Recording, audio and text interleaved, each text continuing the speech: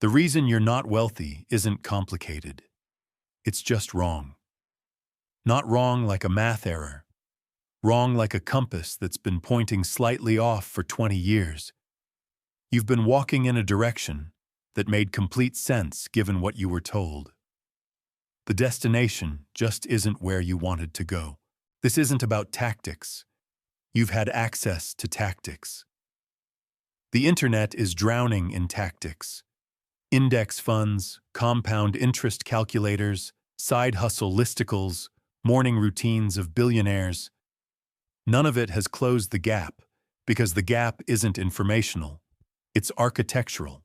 The way you think about money was built before you had any say in the matter. The beliefs arrived early, dressed as common sense, handed down by people who genuinely meant well and were simply passing along what they'd inherited. By the time you were old enough to question any of it, the framework had already been load-bearing for years. What you're going to find in this book isn't a collection of strategies. It's an examination of the psychological operating system that wealthy people run and the one most people are stuck with. The differences aren't subtle. They show up in how risk gets evaluated, how failure gets processed, how time gets deployed, how other people get engaged. They show up in what questions get asked before a decision and which emotions get to vote. Some of what follows will feel counterintuitive. Some of it will feel uncomfortable in a specific way. The discomfort of recognizing yourself in a description you don't particularly like. That recognition is not the problem. That recognition is the point.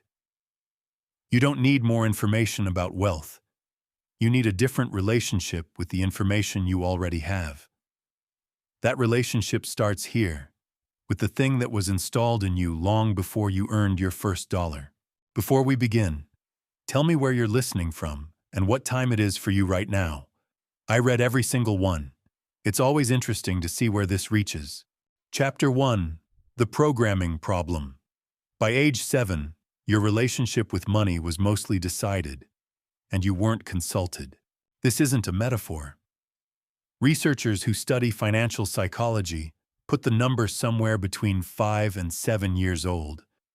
That's when the core emotional associations with money get locked in. Not the knowledge. You didn't know what a mortgage was at 7. The feeling.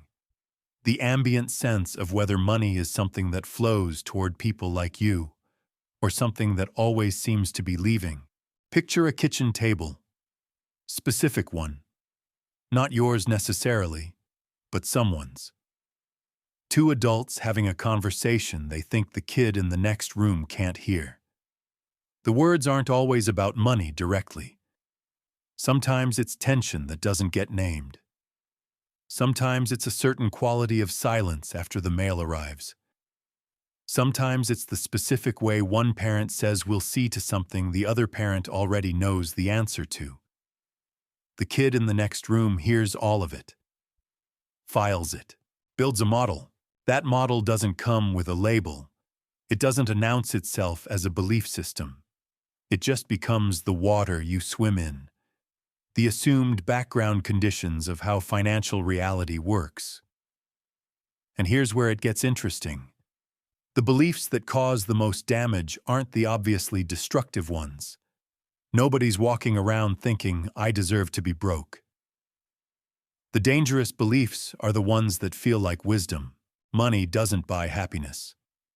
True, in a narrow sense. Also conveniently positions wanting money as a character flaw. Rich people are different from us. Sounds like realism. Functions as a ceiling. Work hard and you'll be fine. Sounds like discipline. Actually describes a strategy with a built-in cap. Because hard work traded directly for money stops generating the moment you stop working. Don't be greedy. Reasonable ethical guidance. Absorbed by a child as wanting more than you have is shameful. None of these beliefs were installed maliciously. That's what makes them so difficult to locate. They arrived with the texture of love, of protection, of someone trying to prepare you for a world that had disappointed them. You absorbed them completely because that's what children do with the adults they trust. The problem isn't that these beliefs are entirely false. The problem is that they function as brakes on a vehicle that's trying to accelerate. You apply effort, you see some movement, and then something invisible resists. And you assume the resistance is external. The market, the economy, the people who got lucky, the system. You look everywhere except the operating system running quietly underneath all of it. I grew up hearing that wanting too much was a kind of ingratitude. It took me an embarrassingly long time to notice how that belief showed up every time a real financial opportunity required me to want something aggressively enough to actually pursue it. Here's what makes this particularly hard to fix. The beliefs don't feel like beliefs. They feel like observations. That's just how money works. That's just reality. I'm not being negative, I'm being realistic. Realism is the costume that limiting beliefs wear when they want to avoid examination. Wealthy people, not all of them, but the ones who built something deliberately, tend to have a different set of installed beliefs. Not because they're better people, because they were exposed to a different set of premises, or because something cracked their original programming early enough that they rebuilt it consciously. Their version of the kitchen table conversation was different. Maybe money was discussed openly, practically, without shame or anxiety. Maybe someone modeled what it looked like to take a financial risk and survive it. Maybe they watched an adult treat a setback as information instead of evidence of unworthiness. The content matters less than the emotional atmosphere it created. What they absorbed was something like, money is a system, and systems can be understood. Not guaranteed, not effortless, but learnable. The gap between where you are and where you want to be is a knowledge and behavior gap, not a destiny gap. That single belief, that wealth is learnable rather than assigned, changes the entire downstream logic of financial behavior. If wealth is assigned, protecting what you have is rational. If wealth is learnable, investing in what you could have is rational. Same person, same resources, completely different decisions. The programming is real. The beliefs are real. And here's the thing about real things. They can be examined, and examined things lose their power to operate invisibly. You can't uninstall what was put in by age 7, but you can build something newer on top of it, something you actually chose. And over time, the new architecture starts doing the work the old one was quietly sabotaging. That starts with understanding what the old programming actually costs you. Not in abstract terms, in the specific decisions you make, the risks you don't take, and the opportunities you walk past without recognizing them. Because the beliefs don't just shape how you feel about money, they shape what you're able to see. Chapter 2. The Scarcity Loop. Scarcity doesn't feel like a belief. It feels like arithmetic. That's the mechanism. That's why it's so difficult to escape. When you're operating from a scarcity mindset, you're not experiencing a philosophical position about the nature of resources. You're experiencing what feels like an accurate read of reality. The numbers are real. The bills are real. The gap between what's coming in and what's going out is documented, measurable, undeniable. Scarcity feels like just paying attention, which is exactly why it compounds. Here's what actually happens inside a scarcity loop. A Princeton psychologist named Eldar Shafir spent years studying this.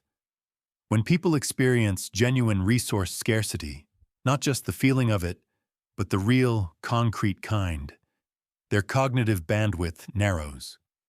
They get better at managing the immediate crisis and worse at almost everything else. Better at finding the cheapest option in the grocery store. Worse at noticing the job posting that could have changed their income trajectory. the mind tunnels. It solves for now at the direct expense of later. The brutal part is that this is adaptive. In actual scarcity, focusing on the immediate threat is correct. The problem is that the psychological response doesn't distinguish between genuine scarcity and the belief in scarcity. Run the same mental software on a situation that isn't actually zero-sum, and you make zero-sum decisions in a non-zero-sum world. You optimize for keeping what you have instead of growing what you have. You negotiate the small thing and miss the large thing. You cut expenses instead of expanding income. Picture someone, call him Marcus, sitting at a laptop at midnight, running the same budget spreadsheet he's run 40 times, looking for a category he hasn't already cut. He's meticulous. He's disciplined. He finds $12. He feels briefly better. Meanwhile, the side project he's been meaning to start for 8 months stays in a folder on his desktop. That folder represents asymmetric upside. The spreadsheet represents a game he's already losing by playing. Marcus isn't stupid. Marcus is tunneling. The scarcity loop has captured his attention completely, and the attention it captured is the same attention he would have needed to see the way out. There's a specific behavior pattern the scarcity loop produces that's worth naming directly: defensive financial decision-making. Every choice gets evaluated through the lens of what could go wrong rather than what could go right. Not because the person is pessimistic by nature, but because the operating logic of scarcity is protect the existing supply. When your mental model says resources are finite and flowing away from you, protection becomes the only rational move. The problem with defensive financial decision-making is that defense doesn't build anything. You can play perfect defense forever and still lose. Inflation alone, the quiet, continuous erosion of purchasing power, means that holding position is actually losing ground. The person who never takes a financial risk isn't safe. They're just losing more slowly than they realize. I watched a friend hold cash through an entire market cycle because the timing never felt right. He had real reasons every time, legitimate-sounding reasons. What he didn't have at the end of it was the return he would have captured if he'd accepted that the timing would never feel right and invested anyway. Now here's what the scarcity loop does to opportunity recognition, because this is the part that most people miss. Opportunities don't look like opportunities from inside a scarcity frame. They look like risks. They look like things that could go wrong. They look like distractions from the real work of managing what you already have. The same business idea looks completely different to two people with different operating systems. To the scarcity thinker, it looks like, what if it fails? What do I lose? Can I afford to be wrong? To the abundance thinker, it looks like, what's the upside if this works? What would I need to learn? How do I find out faster? Same idea. Completely different evaluation process. Completely different decision. Abundance thinking isn't optimism. That's the misunderstanding that causes people to dismiss it. It's not telling yourself that everything will work out. It's operating from a different set of premises about the nature of resources and opportunity. The premise isn't, there's plenty for everyone, so don't worry. The premise is, value can be created, not just redistributed. And that premise leads to a completely different set of behaviors. When you believe value can be created, you ask different questions. You look for problems worth solving rather than competitors worth defeating. You look for ways to expand the situation rather than just your share of it. You think about what you could build rather than what you need to protect. The practical shift out of the scarcity loop isn't motivational, it's structural. You change the questions before you change the feelings. Instead of, can I afford this? How could I afford this? Instead of, what if it doesn't work? What would I need to know to make it work? instead of, "There's too much competition." What does that competition tell me about demand? These aren't affirmations. They're redirections of cognitive resources. The scarcity loop is a thinking pattern, and thinking patterns can be interrupted with different questions if the questions are asked consistently enough to form a competing habit. The other structural shift is environmental. Your financial psychology is heavily influenced by the people you spend the most time with. Not because people are weak-willed, but because psychological frameworks are socially transmitted.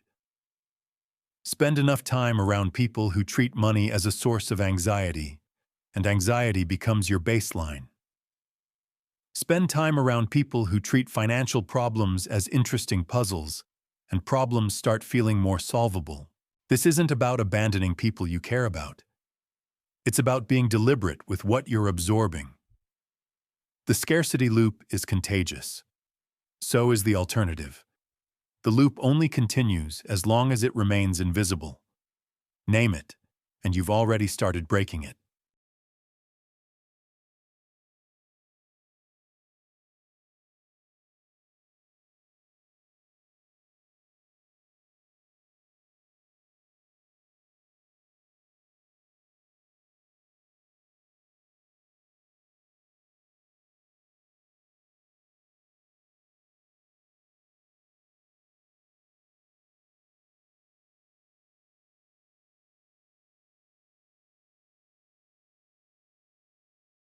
Chapter 3.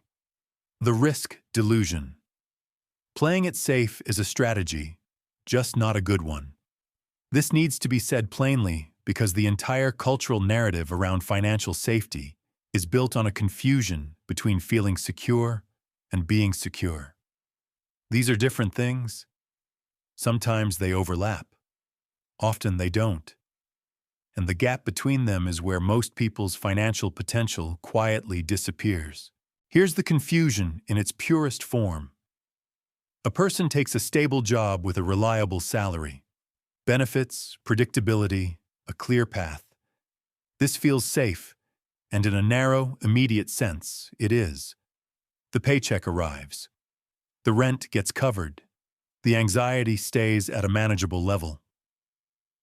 What doesn't get calculated is the other side of the ledger.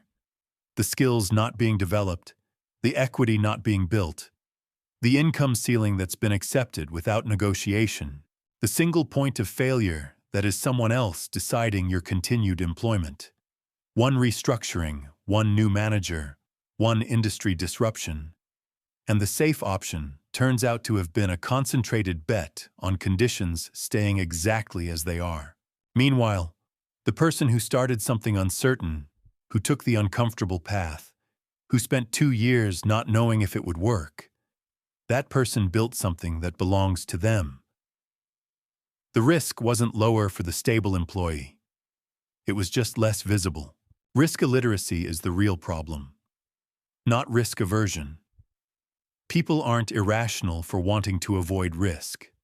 They're rational beings working with incomplete information about what risk actually is. The financial education most people receive teaches them to see risk as a property of specific actions. Starting a business is risky. Investing in stocks is risky. Leaving a job is risky. What it doesn't teach is that inaction has a risk profile too. A significant one. Seneca, working 2,000 years before modern portfolio theory, noticed that people fear losing what they have far more intensely than they desire gaining what they don't. He found this worth writing down. Behavioral economists centuries later confirmed it mathematically and called it loss aversion.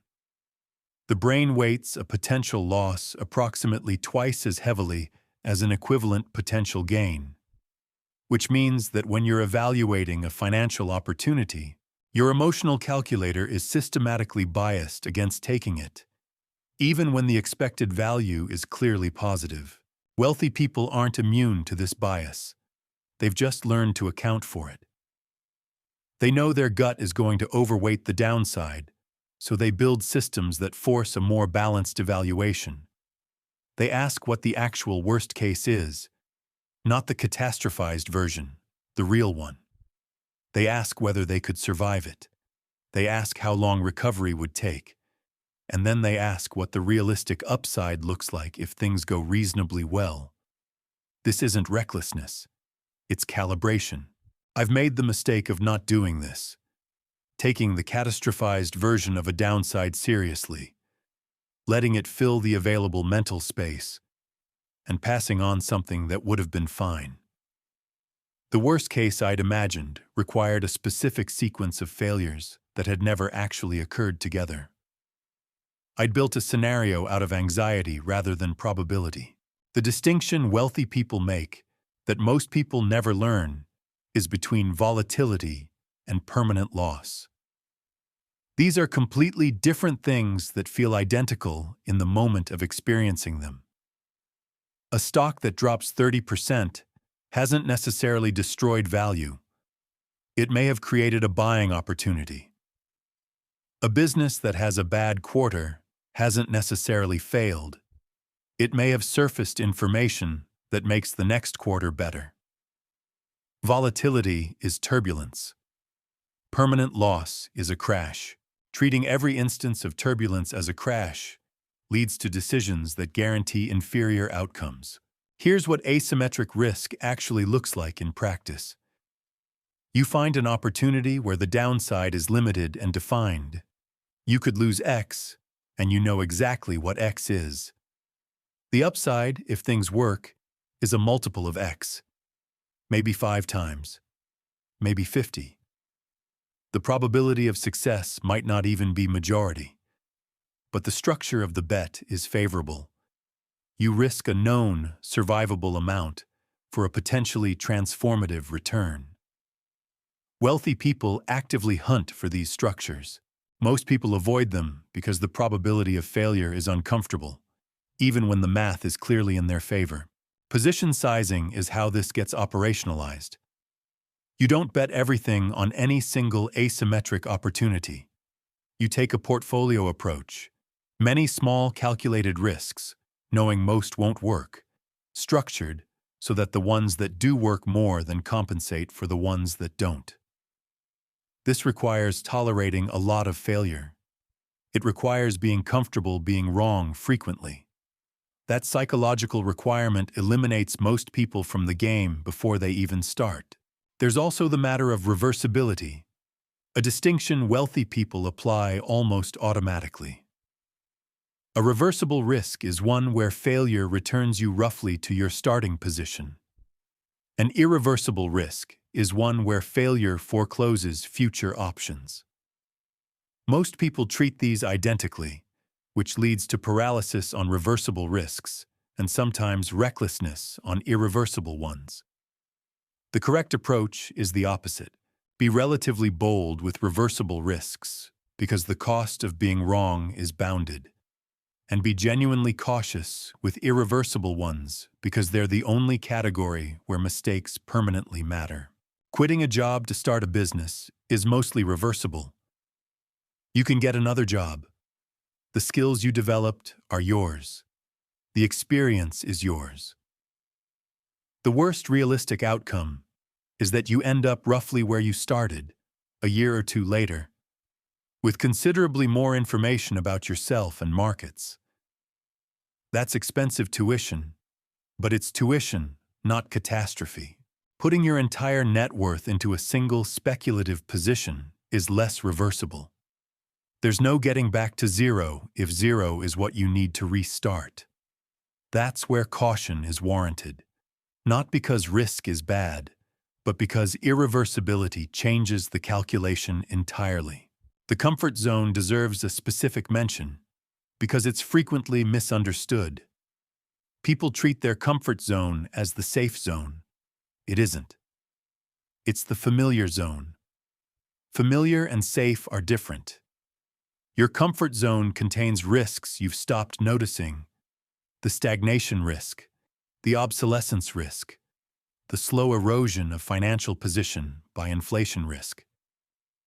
They don't feel like risks because they're the background conditions you've adapted to. but they're operating continuously. Growth happens at the edge of the comfort zone, not because discomfort is virtuous, but because that's where new information is.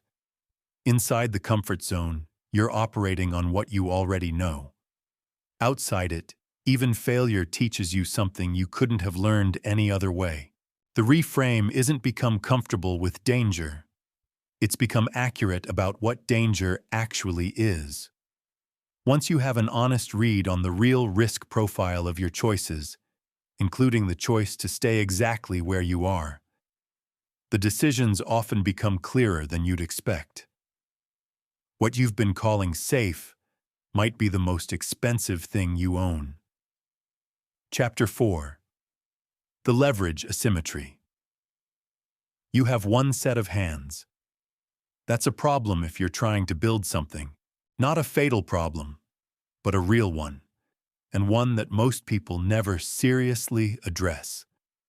They spend their careers getting better at using those two hands, faster, more skilled, more efficient, without ever asking the more interesting question. What if the hands weren't the bottleneck?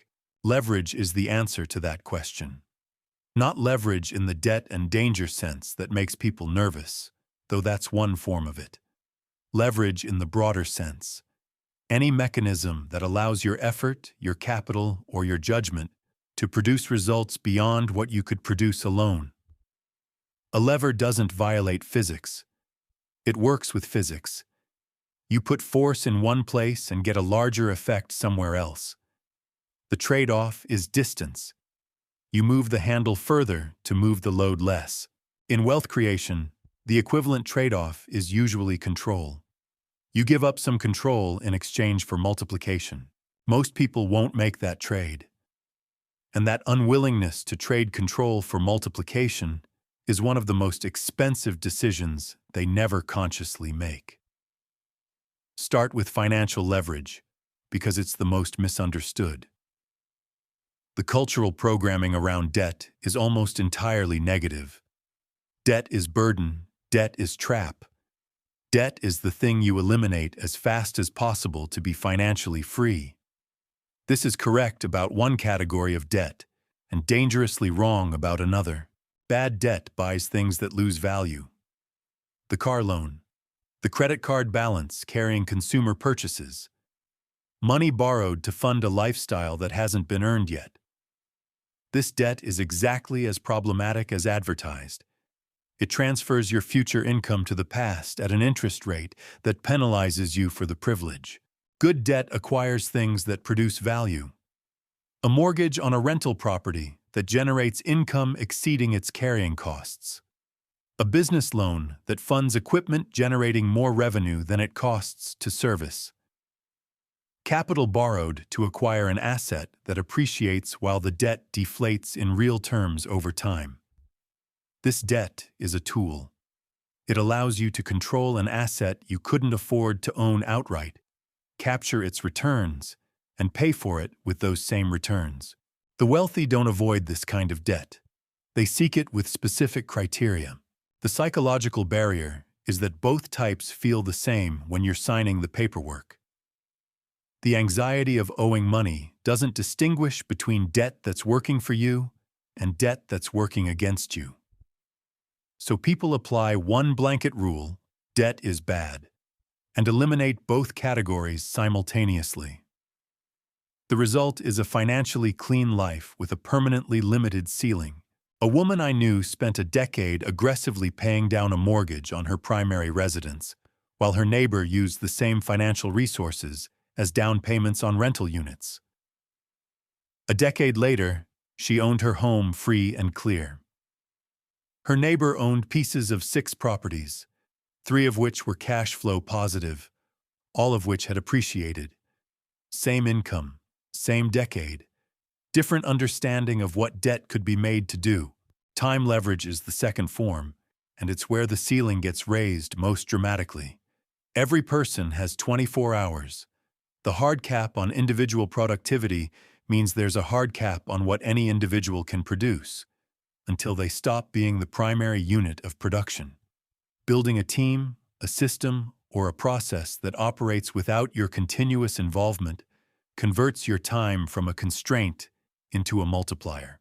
The psychological resistance here is usually framed as standards. Nobody does it as well as I do. If I hand this off, the quality drops. This is sometimes true in the short term and almost always wrong in the medium term, and it misses the point entirely. The question isn't whether someone else does this task as well as you do. The question is whether this task is the best use of your time relative to everything else available to you. If you're spending hours on something someone else could do adequately, while something only you can do goes unattended, you're paying for the illusion of quality with the currency of opportunity. The third form is knowledge leverage, specialized understanding applied at the right moment to create disproportionate value. This one requires the least capital and produces some of the most asymmetric returns available. Someone who deeply understands a specific market, technology, or human behavior pattern can make decisions in minutes that others couldn't make correctly in years. The knowledge took time to build. The application of it is nearly instantaneous. This is why wealthy people invest in education, mentorship, and expertise with a seriousness that seems excessive to people who haven't experienced the return. The right insight at the right moment isn't worth the price of the book or the coaching session. It's worth the decision that insight enables, which could be worth years of alternative outcomes. Network leverage is the fourth form, and the one most people fundamentally misunderstand. Most people treat their network as an audience or a Rolodex. Wealthy people treat it as an ecosystem, something they actively cultivate by creating value within it, not just something they access when they need something. The math of networks is non-linear. Your direct connections matter. Their connections matter more. The reputation you build within a network compounds. Each person who has a good experience working with you becomes a passive referral source, a potential collaborator, a door opener for opportunities you couldn't have found independently. This compounds in exactly the way money compounds, except the return is measured in access rather than interest. The behavior that builds genuine network leverage is the opposite of what most people do when they network. Most people attend events looking for what they can extract. The person who builds real network leverage shows up looking for what they can contribute. These two orientations are visible within minutes of a conversation starting, and people respond accordingly. Technology leverage is the fifth form, and increasingly the most accessible one. The tools available now allow a single person with the right knowledge to do what previously required departments. Automation, software, platforms with existing audiences, each represents a way to extend your reach and output without extending your hours. The people who treat technology as a consumption tool and the people who treat it as a production tool are living in different economic realities, often sitting in the same room. Here's what happens when these forms combine. Financial leverage controls an asset. Time leverage means someone else manages it. Knowledge leverage means you made the right acquisition decision in the first place. Network leverage means you found the deal before it was widely available. Technology leverage means your systems for tracking and optimizing it run without your daily involvement. Each form multiplies the others. The result isn't addition. It's the kind of multiplication that makes individual effort look almost quaint by comparison. The trade, again, is control. You have to become comfortable with outcomes that aren't entirely in your hands. That's genuinely uncomfortable. It's also the only way to build something that exceeds what your two hands could build alone. The ceiling on individual effort is low and arrives early. The ceiling on leverage is somewhere most people never get close to, because they won't make the trade. Chapter 5. The compound blind spot. Nothing feels like it's working. Then, suddenly, everything does. You needed to be there for both parts. This is the whole story of compounding, told in 2 sentences. The problem is that the first sentence lasts for an uncomfortably long time, and most people use that time to conclude that the second sentence isn't coming. Compound interest is one of those concepts that everyone understands mathematically and almost nobody understands emotionally. The math is simple enough.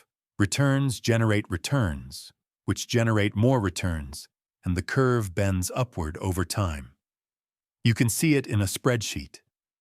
What the spreadsheet doesn't show is what it feels like to be inside the flat part of the curve, doing the right things, producing nothing visible for months or years. That experience doesn't feel like the early stage of an exponential curve. It feels like failure with extra steps.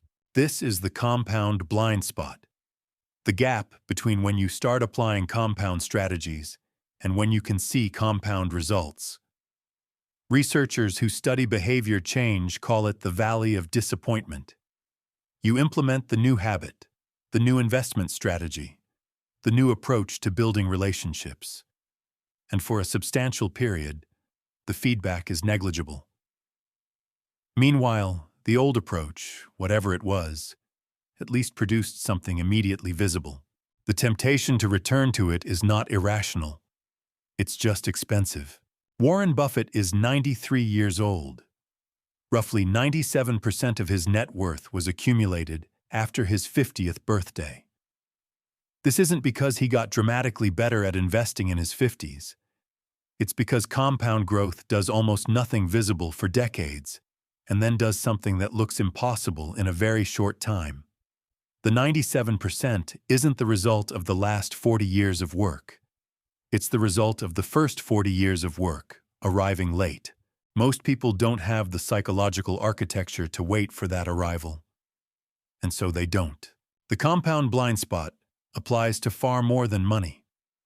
It applies to skills, which develop invisibly through repetition until they suddenly produce results that look like talent. It applies to relationships, which require years of consistent value creation before they become the kind of network that generates significant opportunity. It applies to reputation, which is built in imperceptible increments and cashed in occasionally in large amounts. It applies to health, which responds to consistent inputs slowly enough that you can ignore them for years before the bill arrives. Wealthy people think in compound terms about all of these simultaneously. They're not just asking whether a financial investment will grow. They're asking whether a decision will compound favorably across multiple dimensions, financially, developmentally, relationally, over years. This is a genuinely different way of evaluating choices, and it produces genuinely different choices. Consider 2 approaches to starting a career. The first optimizes for immediate compensation. Take the highest-paying offer, build the most obvious skills, maximize what the current role produces. This is linear thinking. Extract the most value from the present situation. The second optimizes for compound positioning. Take the role with the steepest learning curve, the best access to people who know things you don't, the most transferable skills, even at lower immediate compensation. This is compound thinking. Invest the present situation for asymmetric future returns. The linear approach produces more money this year. The compound approach produces more money this decade. The spreadsheet eventually shows a gap that looks dramatic. The experience of living through the early years of the compound approach doesn't feel dramatic at all. It feels like leaving money on the table. I chose the higher-paying option once when I should have chosen the better compounding one. The immediate logic was airtight. The 5-year logic I didn't bother to run. Here's what compound thinking requires that most people genuinely struggle with. It requires you to value things before they have visible value. The relationship before it's generated an opportunity. The skill before it's produced income. the habit before it's produced results, the investment before it's appreciated. This is psychologically uncomfortable because the human brain is wired for visible, immediate feedback loops. Investing effort into something that produces no visible return activates the same cognitive alarm that would fire if you were doing something genuinely pointless. Distinguishing between genuinely pointless and productively invisible requires judgment. And judgment about compounding is only developed through either experience or the deliberate study of people who've experienced it. This is one of the reasons wealthy people invest so heavily in mentors and in reading about people who've built things over time. They're trying to borrow the experiential proof that the flat part of the curve leads somewhere. The compound costs are equally important and far less discussed. Negative patterns compound too, with the same mercilessness. A small leak in financial discipline, left unaddressed for a decade, doesn't stay small. A professional relationship that's been neglected compounds into an absence. The person who would have referred you, would have mentioned your name in the right room, simply doesn't think of you anymore. A physical habit that seems inconsequential at 30 has compounded into a constraint at 50. The compound effect doesn't distinguish between inputs you want and inputs you don't. It just multiplies whatever you consistently give it. This is why wealthy people are aggressive about eliminating small negatives in a way that can look almost obsessive to outside observers. They're not reacting to the current cost of the negative pattern. They're calculating the compound cost over 10 years, which is always dramatically higher than the immediate cost suggests. The practical implication of understanding the compound blind spot isn't complicated, but it is demanding. You have to build your evaluation of any ongoing strategy on something other than recent visible results. You need a process-level conviction that can survive the valley of disappointment, the evidence-free period between beginning and arrival. That conviction has to come from somewhere, from understanding the math, from studying the trajectories of people who've been through it, from mentors who can tell you that what you're experiencing in the flat part is normal. What you cannot do is evaluate compound strategies on short timescales and expect to execute them on long ones. The evaluation framework has to match the time frame. If you're checking whether a compound strategy is working after 3 months, you're using the wrong instrument. That's like checking whether a tree is growing by measuring it daily. The curve bends, not on your schedule, not in a way that feels reassuring during the flat part, but it bends. If you're still there when it does, most people aren't. That's the only real secret to compounding. Chapter 6. Time as Architecture. Everyone has the same 24 hours, which is a completely useless observation. It's useless because it implies that time is the relevant unit of comparison, when time is actually just the container. What matters is what gets built inside it. Two people spend the same number of hours over the same decade. One of them has an income that requires their daily presence to exist. The other has an income that doesn't. Same container, completely different structures inside it. This is the architectural distinction that wealthy people understand, and most people don't. Time isn't something you spend, it's something you build with. The question isn't how many hours you have, it's what those hours are being used to construct. Are you trading them directly for money? 1 hour producing 1 unit of income that disappears when the trading stops? Or are you using them to build something that produces income independently? A system, a skill set, a reputation, an asset. Something that keeps generating after you've moved on to building the next thing? Most people are renters of their own time. They exchange it for money, consume the money, and start the exchange again. The transaction is clean, immediate, and leaves nothing behind. Wealthy people are builders. They use time to construct things that outlast the time invested. The same hours produce different residuals. The distinction shows up clearly in how people think about learning. Someone with a rental relationship with time asks, "What will I use this for right now?" If there's no immediate application, the learning feels wasteful. Hours spent on something that isn't generating anything. Someone with a builder's relationship with time asks, "What will this make possible 5 years from now?" They'll invest months developing a capability that has no current application because they can see how it compounds into future optionality. This is why wealthy people seem to read so much, study so much, think about things so far outside their immediate situation. They're not being inefficient. They're laying foundations for things that don't exist yet. Time arbitrage is the specific mechanism worth understanding here. Arbitrage, in the financial sense, means finding a mispriced asset, something whose real value isn't reflected in its current price, and capturing the difference. Time arbitrage means finding a use of time whose future value isn't reflected in its current return. The activity looks unproductive now. The structure it creates produces disproportionately later. Building systems is the clearest example. Someone spends 6 months creating a process, documenting, testing, automating, training, that removes them from a category of decisions they'd previously been making daily. In the short term, those 6 months produced nothing visible. The work before the system still got done.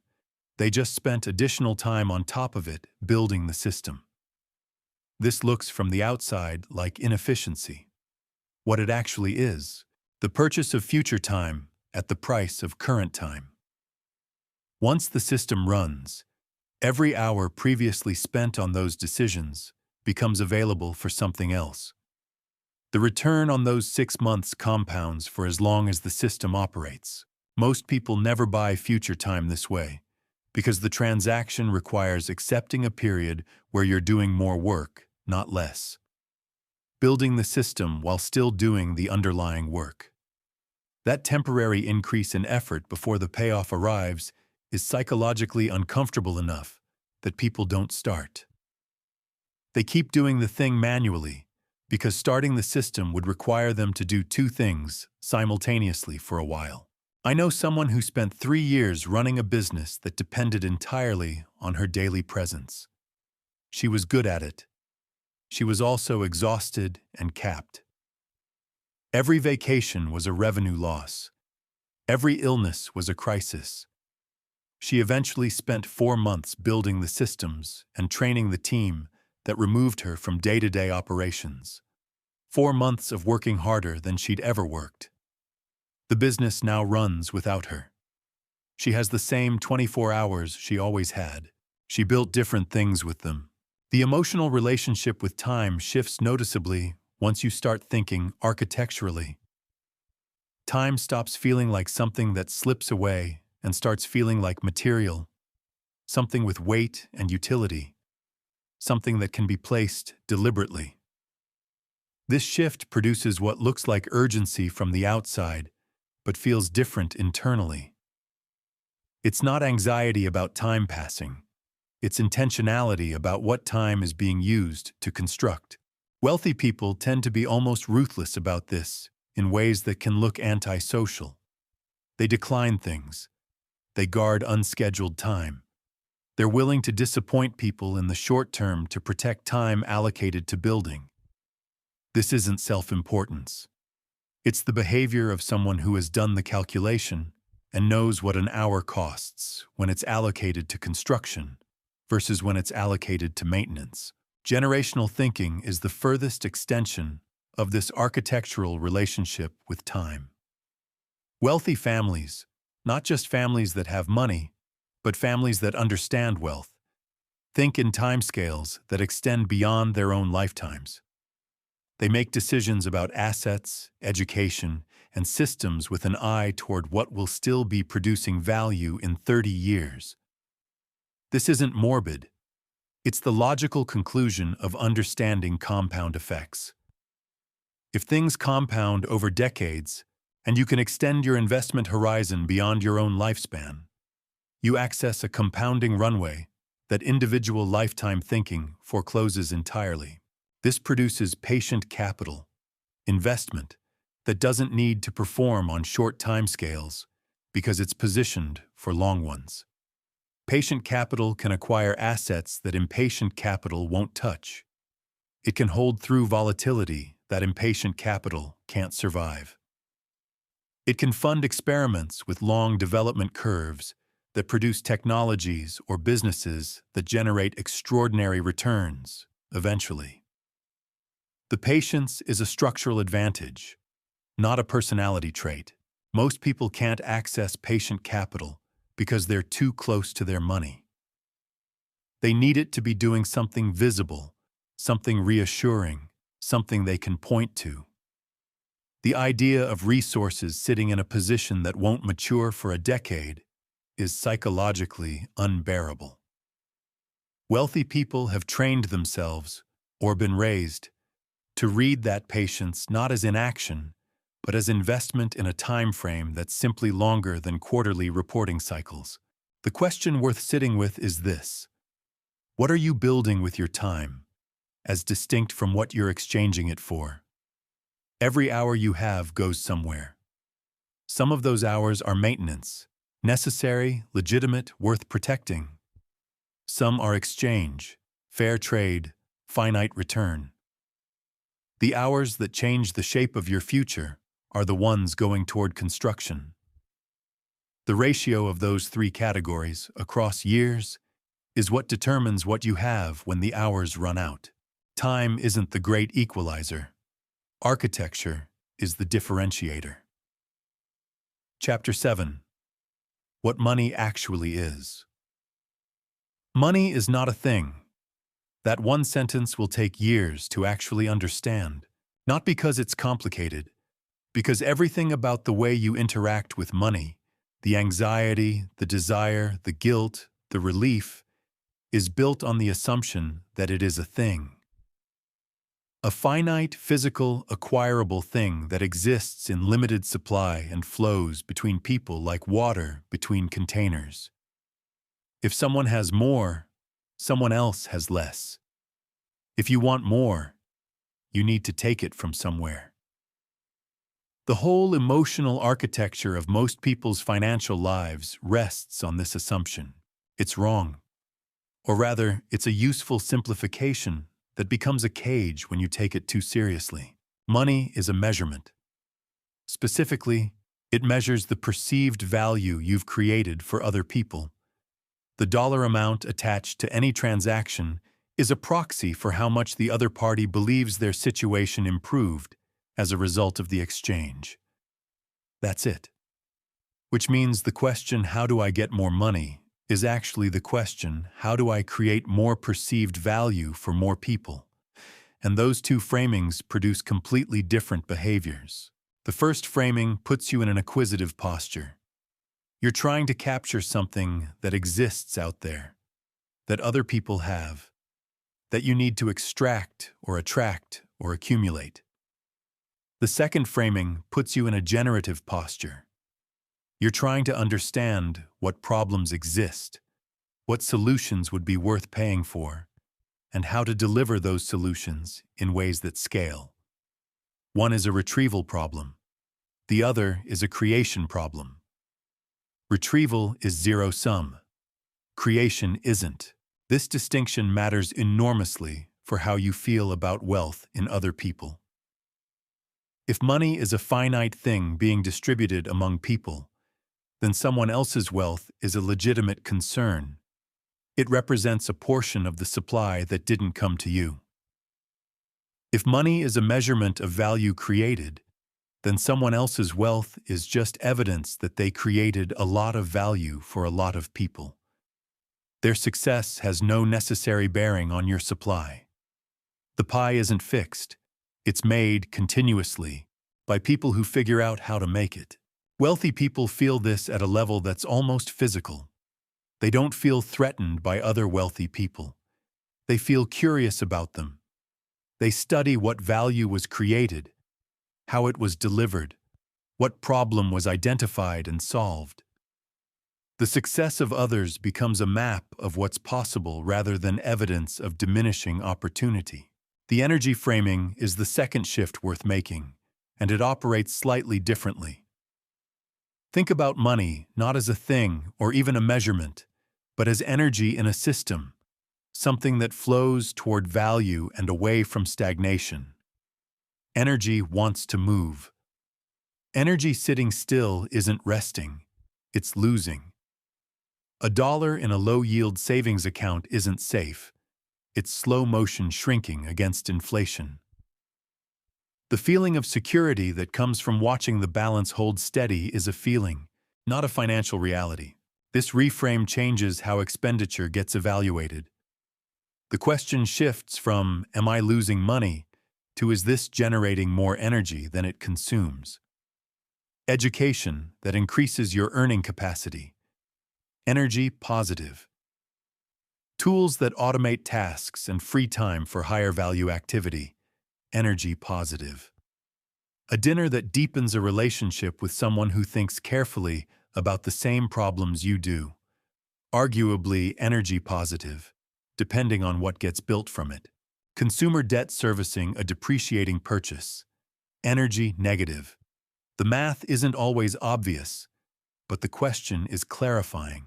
Picture Daniel, who spent 11 years telling himself he couldn't afford the coaching program that kept appearing in his research.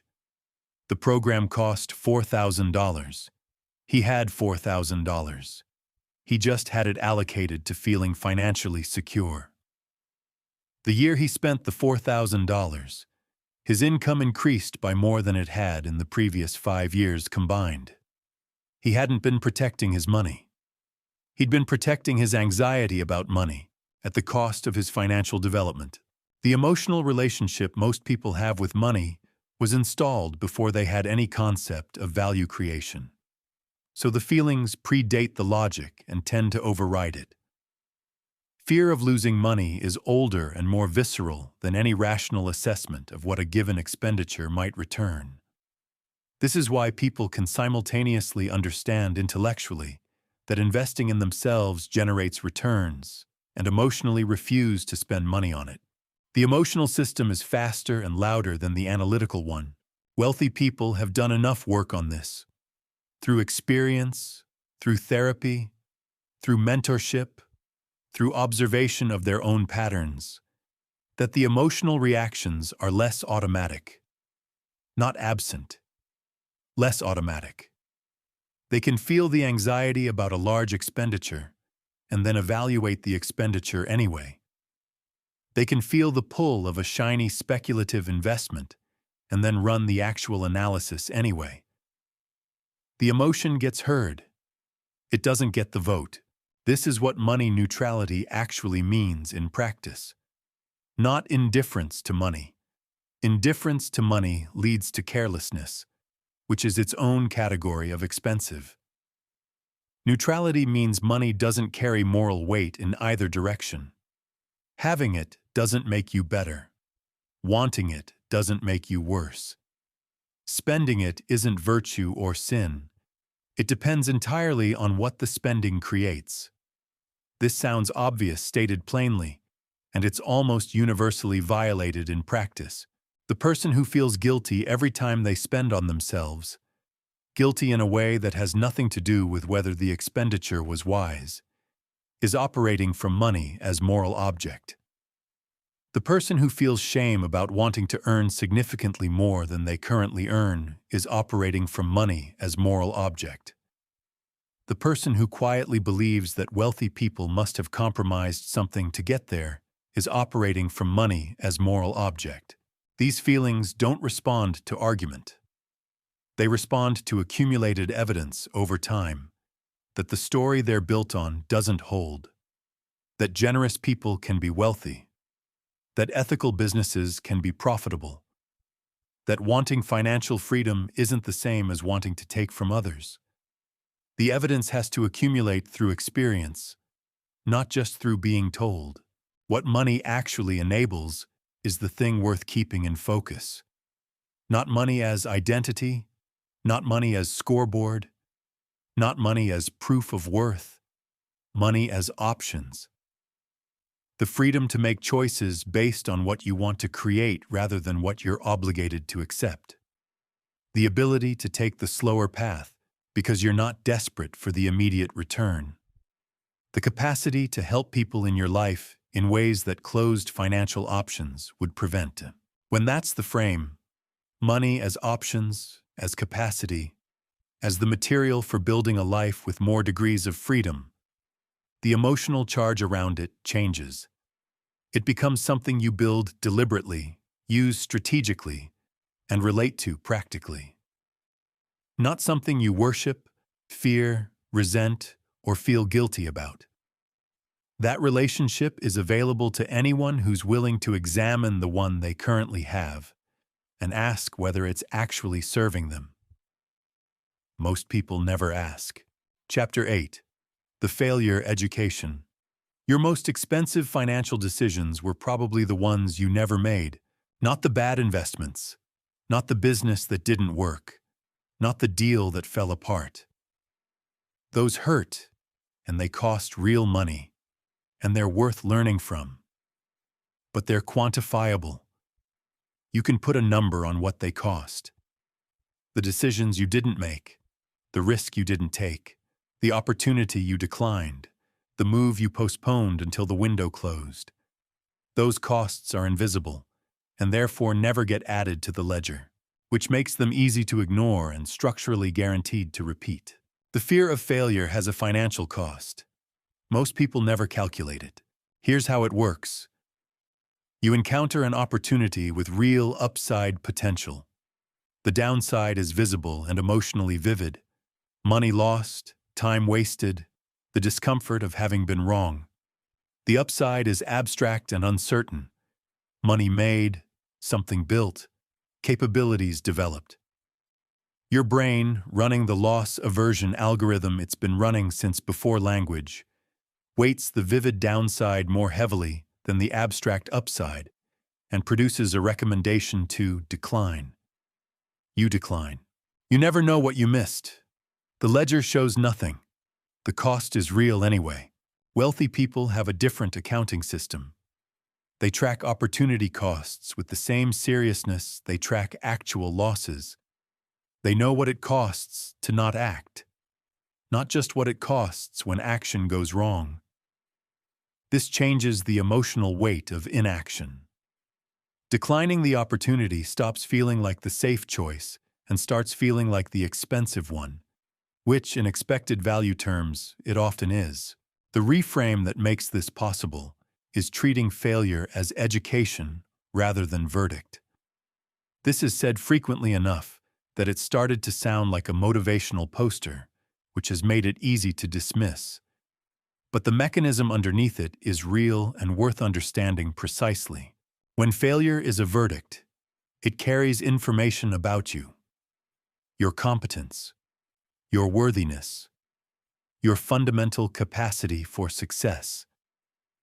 This means every failure threatens identity, and when your identity is at stake, you avoid the situations that might produce failure with the same urgency you'd avoid physical danger. The avoidance feels protective. It's actually just expensive.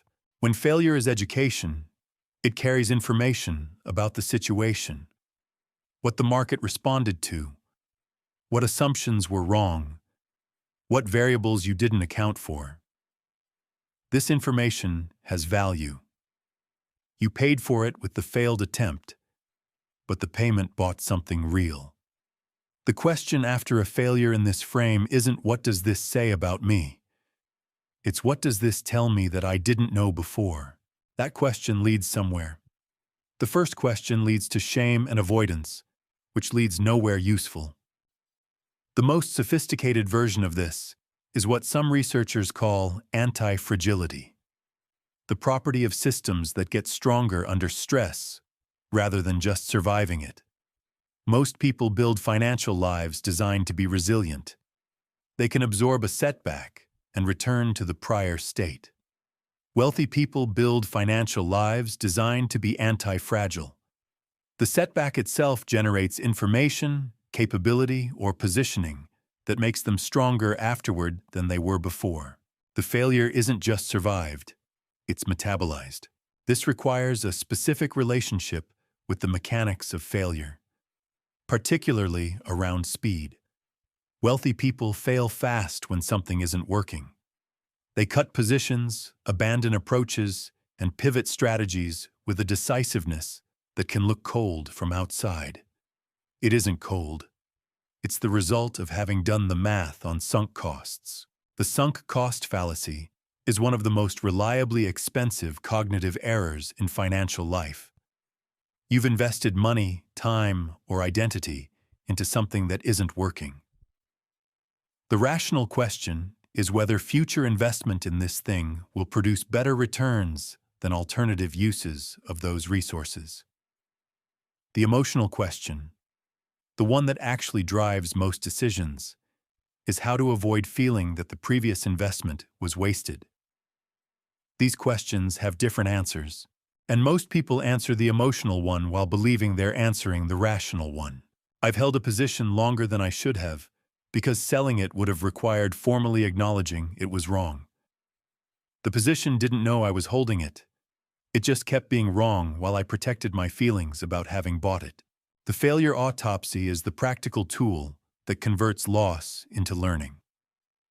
After anything that doesn't work, an investment, a business decision, a negotiation, you run a structured analysis, not to assign blame, including to yourself, to identify specifically what assumption was incorrect, what signal was misread, what variable was underweighted. The output isn't a judgment, it's a calibration. Your mental model of how that type of situation works gets updated, and the next similar situation gets evaluated with better equipment. Most people do something closer to a failure burial. They get through the emotional processing as quickly as possible, file the experience somewhere they don't have to look at it, and move on. This feels like healthy recovery. It's actually discarding the return on a painful investment. The failure cost you something. The autopsy is how you collect what it bought. Experimental failure is a category that deserves its own mention because it's structurally different from the other kinds. When you deliberately design small tests to probe whether an assumption is correct, a small market test, a limited investment, a pilot version of a product, you're creating failures on purpose. Most of those experiments will fail. That's the design. The failures eliminate incorrect hypotheses cheaply before you've committed significant resources to them. This experimental approach requires a psychological tolerance for being wrong frequently that most people genuinely don't have.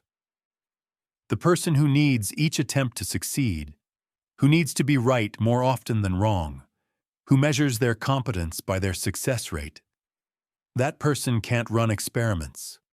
They can only make bets. And bets require much higher conviction than experiments, which means far fewer attempts, which means far less learning, which means far slower development. Wealthy people tend to have high attempt rates and relatively unbothered relationships with failure rates. They're playing a volume game with intelligent selection. Many attempts, good filtering criteria, position sizes calibrated to conviction levels. The failures are expected, budgeted for, and metabolized. The few that work more than compensate for the many that don't. The pre-mortem is the anticipatory version of the failure autopsy. Run before the decision rather than after. You imagine the future where the decision failed, specifically and concretely. You ask what happened. You trace the failure back to its causes. This process does two things simultaneously. It surfaces real risks that the optimistic planning process glossed over, and it reduces the emotional shock of failure if it occurs because you've already mentally rehearsed it. People who've done pre-mortems on significant decisions report something counterintuitive. They become more willing to proceed, not less. Because the exercise usually reveals that the worst realistic outcome is survivable. Not pleasant, but survivable. And that survival is more likely than the catastrophizing imagination had suggested. Failure immunity is the endpoint. Not indifference to outcomes, but genuine freedom from the fear of failure as a limiter on action. It doesn't mean you stop caring whether things work. It means the possibility of failure stops being a reason not to try. At that point, your decision-making becomes radically more rational, because the fear that was distorting it is no longer in the room. The education is expensive. It's also the only curriculum that teaches what it teaches. Every failure you avoid pays tuition somewhere. The question is whether you're collecting the degree. Chapter 9. The Social Economy. Every major financial opportunity in your future will come through a person, not through an algorithm, not through a job board, not through luck operating in a vacuum. Through a person who thought of you, or mentioned your name, or made an introduction, or brought you into a room you wouldn't have found on your own.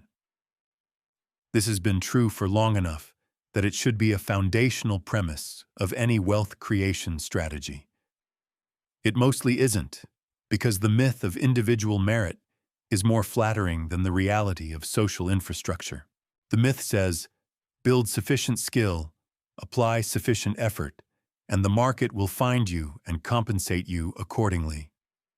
This is true in a narrow technical sense and false in every practical one. Markets don't find people. People find people. The mechanism of opportunity distribution in every industry, at every level, is relational. The deals, the partnerships, the introductions, the referrals, the moments where someone in a position to help thinks of you specifically, all of it moves through networks. Building financial capability without building social capital is like building an engine without a fuel system. The engineering might be excellent, it isn't going anywhere. Wealthy people treat their network as a primary asset, not a secondary one, not something you maintain while doing the real work of skill building and deal making. The network is work. The relationships are productive infrastructure. The reputation you build within your field or community is something that compounds and pays dividends for decades. Most people get this exactly backward. They invest heavily in technical competence and lightly in relational capital, on the premise that good work speaks for itself. Good work does speak, quietly, to the people who are already paying attention. The network is what determines who's paying attention. The mechanism worth understanding here is reciprocity. Not as a tactic, but as a description of how human social systems actually function. When you create genuine value for someone, something activates in them that wants to return it. This isn't manipulation. This is the wiring of a species that survived by cooperating. Reciprocity is so deeply embedded in human psychology that violations of it feel physically uncomfortable. The sense of obligation when someone does something for you, the low-grade unease when a relationship feels chronically one-directional. Wealthy people work with this mechanism rather than against it. They lead with value. They find ways to be useful before they need anything. They make introductions, share information, offer resources, create opportunities for others, not as a calculated investment, though it is one, but as a genuine orientation toward the people in their network. The return on this orientation is not immediate, not predictable in specific form, and not trackable in any ledger. It's also not optional if you want a network that actually functions as infrastructure rather than decoration. The contrast is transactional networking, attending events to find people who can immediately help you, exchanges structured as obvious quid pro quos, relationships maintained only when they're producing visible returns. This approach generates contacts, not relationships. Contacts don't show up for you. Relationships do. I watched someone spend years collecting business cards at industry events, following up with emails about what he was working on, presenting himself in every interaction as someone who needed things. His network was wide and shallow and produced almost nothing. A colleague spent the same years consistently making introductions, flagging opportunities that matched her contact's interests, sharing research she found useful without expectation of reciprocity. Her network was narrower and dense with genuine goodwill. When she needed something, funding, a key hire, access to a market, the response was immediate and generous. The asymmetry was not accidental. Social proof is the second mechanism worth understanding at a structural level. People take cues from other people about who to trust, who to pay attention to, who to do business with. This is not a character flaw. It's efficient. You cannot personally evaluate everyone. Social proof provides a shortcut. The question is whether yours is working for you or against you. Social proof accumulates through association. The institutions you're affiliated with, the people who publicly vouch for you, the communities you contribute to. Each of these shapes the ambient assessment of your credibility before you've said a word. Wealthy people invest in building social proof, not because they're image-obsessed, but because they understand that perception precedes access. You don't get to demonstrate your capabilities to someone who hasn't yet decided you're worth paying attention to. This is why visible contribution to respected communities, writing, speaking, mentoring, organizing, generates returns that seem disproportionate to the effort involved. A well-placed piece of writing that demonstrates genuine insight reaches people who would never have encountered you through direct outreach. A thoughtful contribution to a professional community marks you as someone who thinks carefully and gives freely. The returns aren't immediate. They accumulate as reputation, which converts to opportunity when conditions are right. Social arbitrage is the more sophisticated form of network leverage, creating value by connecting people and resources that wouldn't otherwise find each other. You know someone who needs what someone else has. The connection creates value for both parties. You've spent no money and generated genuine goodwill from two directions simultaneously. Done consistently, this positions you as a node in the network that others actively maintain relationships with, because the relationship itself is productive. This requires developing a specific kind of attention, listening to what people need, not just what they're saying.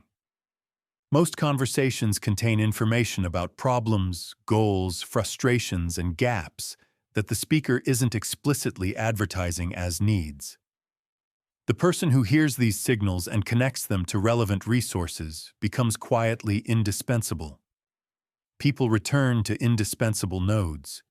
They refer others to them. They think of them first when opportunities arise. The psychological barrier to building this kind of social capital is almost always some version of pride or impatience. Pride says, "I shouldn't have to build relationships to succeed. My work should be sufficient." Impatience says, "I've been generous for 3 months and nothing has come back. This isn't working." Both errors are expensive. The first refuses to engage with how opportunity actually distributes.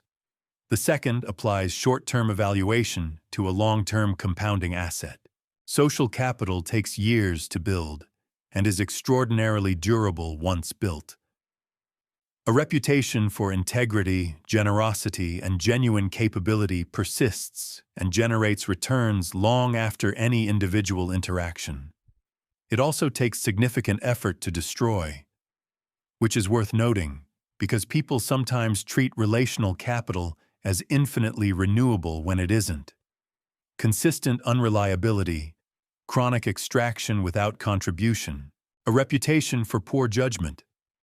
These compound negatively with the same relentlessness that positive reputation compounds positively. Strategic positioning within networks is the final layer, the deliberate choice of which communities to invest in building reputation within. Not all networks are equally valuable for all purposes. The question is where the people and opportunities relevant to your specific wealth creation goals actually congregate, and whether you're known and trusted within those communities or operating as a stranger who occasionally passes through. Being a significant contributor in a small, valuable network produces more return than being peripheral in a large, diffuse one. Depth of relationship beats breadth of contact consistently. The person who genuinely knows 30 people in a specific industry, who they trust, what they're working on, where their capabilities lie, has more access than the person who has collected 500 connections on a professional networking platform and had a genuine conversation with none of them. Wealth moves through relationships, always has. The people who build deliberately within social infrastructure aren't socializing instead of working. They're doing some of the most productive work available. Chapter 10. The Emotional Regulation Edge. Your brain is not your friend when money is on the line. This isn't an insult. It's neuroscience. The systems your brain uses to process financial decisions are the same systems it uses to process physical threats. The amygdala doesn't distinguish between a bear and a bear market with particular precision. When money is at stake, the threat detection circuitry activates, and threat detection circuitry was not optimized for evaluating long-duration investment strategies. It was optimized for surviving the next 30 seconds. The result is that financial decisions made in emotional states are almost systematically worse than financial decisions made from calm, analytical ones. This is not a personal failing. It's the predictable output of hardware running software it wasn't designed for. The person who buys an investment because everyone around them is excited about it, or sells one because the news is frightening, or avoids an opportunity because the anxiety it produces feels like a warning, that person isn't weak. They're just letting the wrong system drive. Wealthy people don't have different hardware. They've developed better protocols for which system gets to make the decision, and when. The first protocol is emotional labeling, a technique that sounds almost embarrassingly simple until you understand what it does neurologically. When you notice an emotional reaction to a financial situation, you name it. Not suppress it, not explain it away. Name it. I'm feeling anxious about this position. I'm feeling greedy about this opportunity. I'm feeling embarrassed that this isn't working. Brain imaging studies show that the act of labeling an emotion reduces activation in the amygdala and increases activation in the prefrontal cortex, the region responsible for rational analysis. You're not just acknowledging the feeling. You're physiologically shifting processing from the threat detection system to the analytical one. This takes about 10 seconds. Most people skip it and wonder why they keep making the same emotional financial mistakes. The second protocol is separating signal from noise in the emotional content. Not all emotional reactions to financial situations are irrational. Sometimes anxiety is pointing at a real problem, a flaw in the analysis, a risk that hasn't been priced, a pattern that experience recognizes before language catches up. The goal isn't to eliminate emotional input, it's to evaluate it. Is this feeling carrying genuine information about the situation, or is it carrying information about my discomfort with uncertainty? The answer matters enormously for what to do with it. Wealthy people have developed enough self-knowledge to make this distinction more reliably than most. They know the specific flavors of their own emotional reactions. Which ones tend to be signal, which ones tend to be noise. This self-knowledge comes from years of watching their emotional reactions, noting which ones preceded good decisions and which preceded poor ones, and calibrating accordingly. It's not mystical, it's observational. Temporal distancing is the third protocol, and it's particularly useful for decisions that feel urgent but aren't. You're considering an action that feels emotionally charged right now. You ask, how will I feel about this decision in 1 month, 1 year, 5 years? The temporal shift often reveals that what feels like a crisis in the present moment will be, in the medium term, a minor episode. Or alternatively, that what feels manageable today is laying a foundation for a significant problem later. Markets are especially good at manufacturing false urgency. The price is moving now. The opportunity closes at midnight. Everyone else is acting.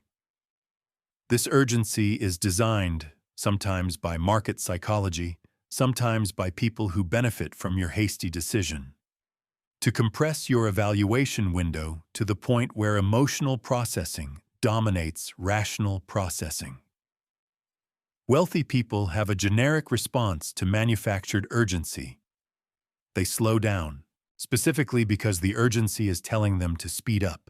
The principle underneath this is outcome independence, evaluating decisions based on the quality of the process rather than attachment to specific results. This is one of the most psychologically demanding things in this entire book, stated plainly.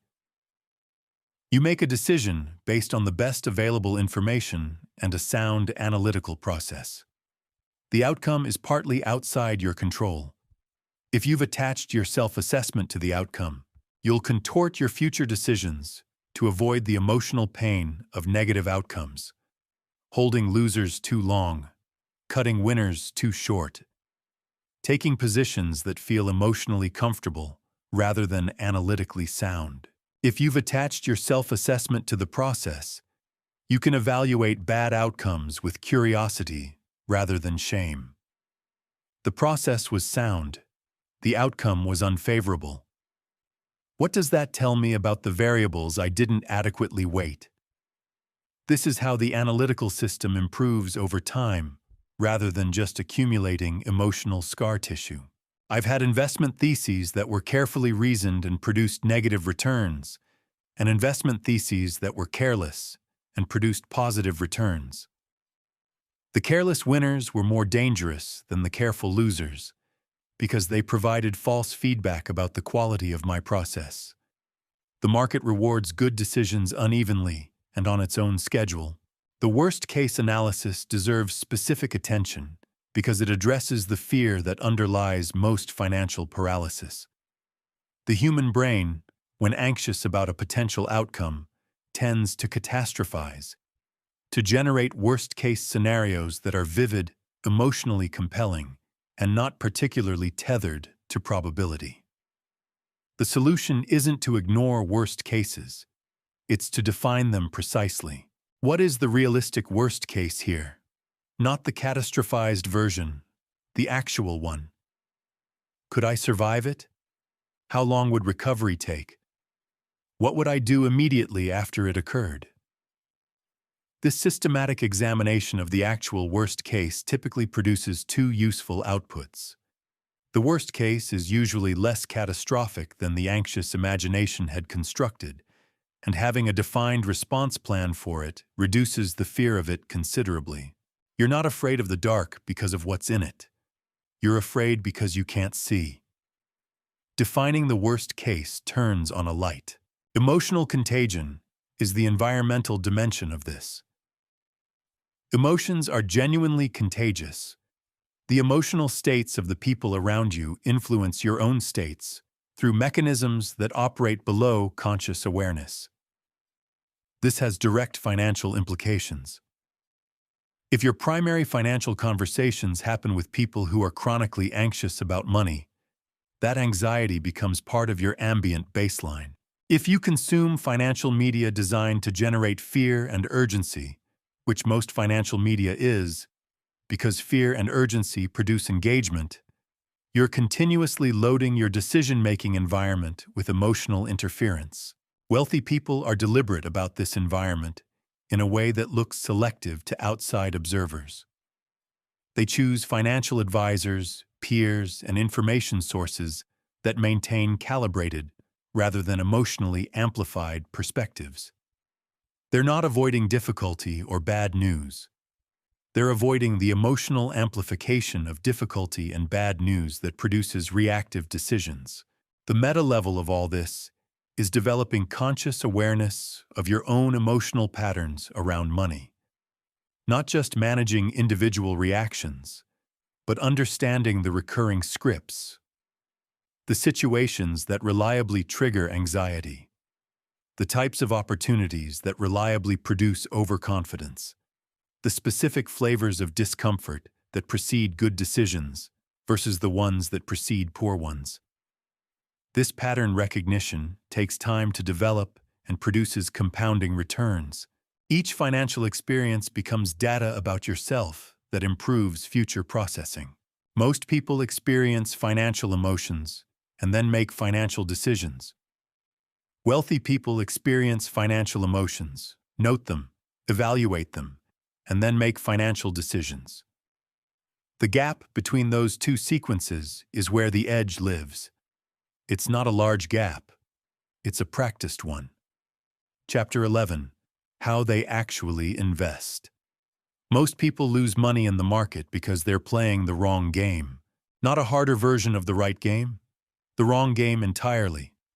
They're trying to predict what prices will do next, which stock will go up, which sector will outperform, which moment to buy and which moment to sell. This is a game with a documented track record. The overwhelming majority of active traders underperform a simple index fund over time, after fees, after taxes, after the compounding cost of transaction friction. The people playing this game are competing against professionals who do nothing else, supported by infrastructure most individuals can't access, operating with information advantages that are often structural. The amateur entering this game isn't a participant. They're the supply. Wealthy people, the ones who've thought carefully about this, have largely stopped playing that game. They've moved to a different one, with different rules and a much better historical track record. The game is: identify businesses that will be worth more in the future than they are today, pay a fair price for them, and own them long enough for that value to materialize. That's it. The complexity the financial industry layers on top of this basic structure is mostly in service of generating fees, not returns. The psychological shift this requires is from thinking about prices to thinking about businesses. A stock price is a number that moves daily based on a complex mixture of fundamentals, sentiment, momentum, and noise. A business is a system that generates value over time based on the quality of what it produces, who it serves, and how sustainably it operates. These two things are related but not identical. In the short term, they can diverge dramatically. In the long term, they converge. Investors who focus on the business and hold through short-term divergences capture the long-term convergence. Investors who focus on the price get shaken out by the divergences. The temperament required for this approach is patience. And patience in investing is more demanding than it sounds. It means watching something you own decline in price and not selling it because you understand that the price decline doesn't reflect a change in the underlying business value. It means holding through periods where the broader market is producing returns and your holdings are flat, trusting that the value you identified is still compounding even when it isn't showing up in the price yet. It means resisting the social pressure of knowing what everyone else is excited about and staying allocated to things that aren't currently exciting. Most people cannot do this. Not because they lack intelligence or discipline in other areas. Many people who are highly capable in their professional domains make consistently poor investment decisions. They can't do it because the emotional experience of holding a declining position, of missing a market rally, of being patient while apparent opportunities pass. activates the same circuits that produce genuinely correct urgency in other contexts. The discomfort feels like a signal to act. Often it isn't. Wealthy investors have trained themselves to reinterpret that discomfort. Volatility stops feeling like danger and starts feeling like the price of admission for superior long-term returns. Market declines stop feeling like losses and start feeling like sales, opportunities to buy businesses they already wanted at lower prices. The position that's down 30% doesn't require an emotional response. It requires an analytical one. Has anything changed about the underlying business? If not, the price change is noise. This reinterpretation doesn't come from optimism. It comes from understanding market history well enough that volatility loses its ability to masquerade as catastrophe. Probabilistic thinking is the analytical framework that makes this possible. Instead of trying to predict what will happen, a task with a poor track record even among professionals, you think in distributions. What range of outcomes is plausible for this investment over this time frame? What does the return look like across that range? What's the expected value, weighting the possibilities by their likelihood? This approach accepts uncertainty as a permanent condition rather than a temporary problem to be solved by better prediction.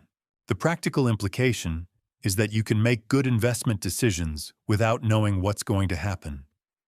You need to know the range of what might happen, the probabilities attached to different parts of that range, and whether the current price adequately reflects the distribution. This is doable. Knowing what's going to happen is not. Position sizing is the mechanism that translates probabilistic thinking into actual portfolio construction. You don't invest equal amounts in everything. You invest amounts proportional to your conviction level and the asymmetry of the risk-reward profile. High conviction, strong asymmetry. Larger position. Interesting but uncertain, limited downside, smaller position. Speculative but potentially transformative, small enough that you can be wrong without it mattering, large enough that being right changes something.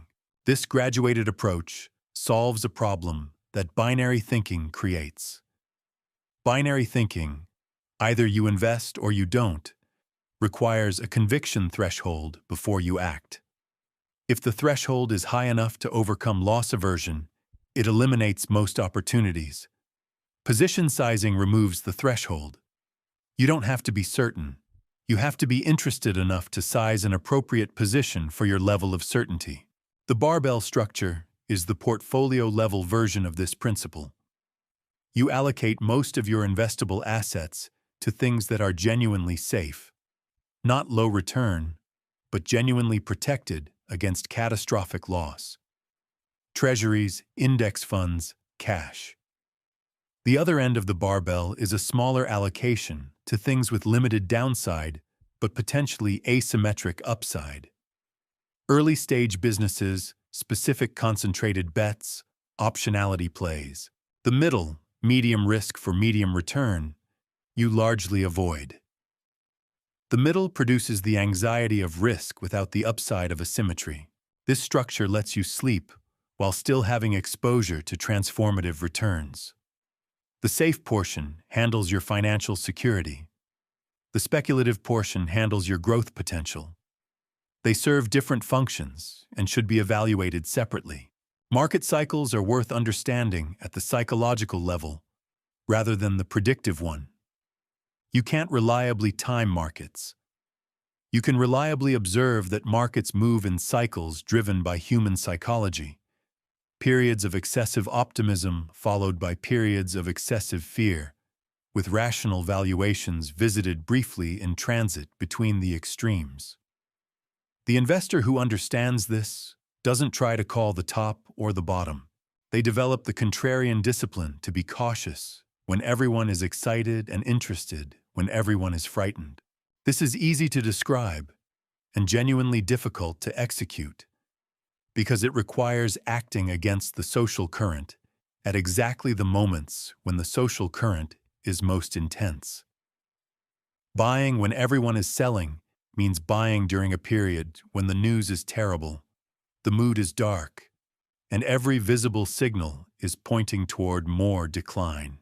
Selling when everyone is buying means selling during a period when returns are strong, optimism is high, and refusing to participate feels like leaving money on the table. The psychological training for this is developing a specific kind of independence from social validation in financial contexts. Your investment thesis needs to be grounded in your own analysis rather than in the comfort of shared opinion. When the shared opinion is that something is obviously a great investment, that's often the moment its expected return has been most thoroughly priced out of it. Opportunity cost is the final principle that separates wealthy investors from average ones. Every investment is simultaneously a decision not to make other investments. The relevant question isn't whether something will produce positive returns. It's whether it will produce better returns than the best alternative available. Mediocre investments held because they're producing something are dead weight. They're occupying capital that could be doing more elsewhere. Wealthy investors review their portfolios not to see what's working, but to ask whether they'd buy each position today at its current price, knowing what they know now. If the honest answer is no, the position is a candidate for replacement. This continuous optimization, selling good to buy better, compounds into significantly better results over time. The game wealthy people are playing in markets isn't more sophisticated than the one most people are playing. It's simpler. Identify durable value. Pay a fair price. Hold long enough for the value to be recognized. Don't let emotions override the analysis. Simple isn't the same as easy, but it's achievable for people who've done the psychological work. Chapter 12. The Business Operating System. A job is a single point of failure disguised as stability. This needs examination rather than just assertion, because the stability framing is genuinely compelling and not entirely wrong.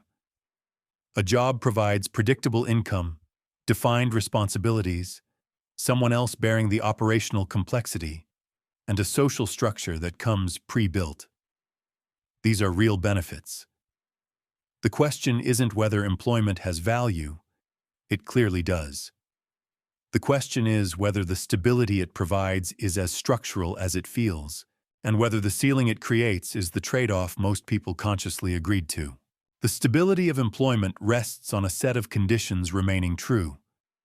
The company stays solvent. The industry doesn't restructure. Your role doesn't get automated or offshored. Your relationship with management stays functional. Your skills stay relevant. When all of these hold, employment is stable. When any of them shifts, the stability evaporates with a speed that the preceding years of predictability did nothing to prepare you for. You didn't build anything transferable during those years. You maintained a position within someone else's system. The position is gone. The system continues without you. Wealthy people see this clearly, not because they're contrarian for its own sake, but because when you run the risk analysis honestly, when you account for the probability of employment disruption over a 30-year career, when you calculate the opportunity cost of capped income, when you measure the cost of owning none of the value you create, the stability argument gets considerably thinner.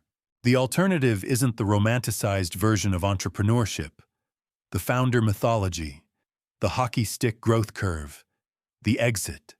Those stories are real, but they're the highlight reel of a process that mostly looks like grinding through problems with imperfect information and insufficient resources. The alternative is simply owning a system that creates value rather than being a component in someone else's. The first psychological shift required is from task orientation to systems orientation. Most people, including most people who start businesses, are fundamentally task-oriented. They have things they're good at, and they look for ways to get paid to do those things. This produces self-employment, which has real advantages over employment, but shares its core limitation. The income stops when you stop. Systems orientation asks a different question. How do I build a process that creates value whether or not I'm personally executing it today? This shift is psychologically uncomfortable because it requires giving up the direct feedback loop of doing the work yourself. When you're executing, you know exactly what you contributed. When you're building systems, you're often doing work that produces no visible output for extended periods. Documenting processes that nobody's following yet. Training people who are slower than you'd be doing it yourself. Solving problems that wouldn't exist if you were just doing everything personally. The efficiency loss is real in the short term. The leverage gain is enormous in the medium term. The second shift is from product thinking to market thinking. Most people who start businesses start with something they know how to make or do, and then go looking for people who want it. This approach produces businesses that are technically competent and often commercially struggling because the sequence is backward. Markets don't care what you know how to make. Markets care what problems they have and whether your offering addresses those problems more effectively than the alternatives. Market thinking starts with the problem. What are people currently trying to solve? What solutions exist? Where are those solutions failing them? In cost, in access, in quality, in convenience? The gap between what people need and what currently exists is where businesses with actual market pull get built. The discipline of understanding the market before designing the offering is one of the most reliable differentiators between businesses that attract customers and businesses that chase them. Wealthy people who build businesses tend to be students of markets before they're builders of products. They spend time in the problem before they invest in the solution. This produces a fundamentally different relationship with customers, not explaining why they should want what you built, but having built something specifically because you understood what they needed. Value arbitrage is the economic mechanism underneath all of this. You identify a gap between what it costs you to create a solution and what it's worth to the person with the problem. You capture a portion of that gap as margin. The wider the gap, the more defensible the margin. The question for any business is not just whether it can make money, but whether it's addressing a problem where the value of the solution is substantially higher than the cost of creating it, and whether that gap is durable enough to survive competition. I spent time early in my career building things I thought were elegant and innovative, without adequately asking whether the people I was building them for experienced the problem I was solving as urgent. Elegant solutions to problems people don't urgently have are an expensive hobby. Entrepreneurial leverage, the specific form of leverage that business creates, works through several simultaneous mechanisms that compound when combined. You deploy other people's time by building a team. You deploy other people's capital by raising investment or using financing. You deploy other people's distribution by building partnerships or working within platforms that already have your audience. You deploy technology to automate what doesn't require human judgment. Each of these removes a ceiling that would otherwise exist. The psychological barrier to entrepreneurial leverage is almost always control. The person who insists on being involved in every decision, every deliverable, every customer interaction isn't building a business. They're building a more complicated job. The transition from operator to architect is one of the most demanding psychological shifts in the entrepreneurial journey, because it requires trusting outcomes you're not directly producing, accepting imperfection in execution you're not personally overseeing, and finding your value in the design of systems rather than the quality of your own output. People who successfully make this transition typically describe it as identity work, not just skills work. You have to stop deriving your sense of contribution from what you personally execute and start deriving it from what the system you designed produces. These feel different.